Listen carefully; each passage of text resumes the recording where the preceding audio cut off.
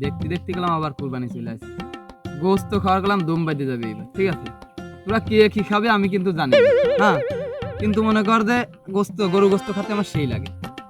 বিশেষ করে এই যে পার দুইখান রান আছে না, এই রান দুইখান খাতে যে আমার মজা লাগে, বুঝছিস? বাড়িতে মনে কর যে যদি রান রান্না করে আমি 2 কেজি এক বছর পর খাবো, কারণ না দিয়ে জানিস আমি এইরকম খাওয়া।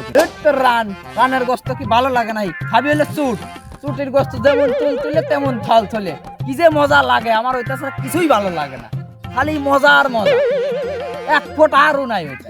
আরে তোরা দুজন কি কই, ভালো লাগে খাতে আসছে বুড়ি, তোরা খাবি বুড়ি, তা না খা তোরা কি আনবান্তি খাইস? বুড়ি খাতে যে স্বাদ রে, ওরে বুড়িতে যে পুষ্টি আরো, রান্না করে সেই স্বাদ লাগে। আমার বাবা প্রত্যেক বছর বাজাইতে বুড়ি কিনে এনে দেয় মার কাছে, সেটা আমার মা আমার রান্না করে দেয়, এটা খাতে যে স্বাদ। কিরে মামুর বেটা, তোমার কি কিছুই খায় না তোমার বাপ? তোমার কি খাতি ভালো লাগে?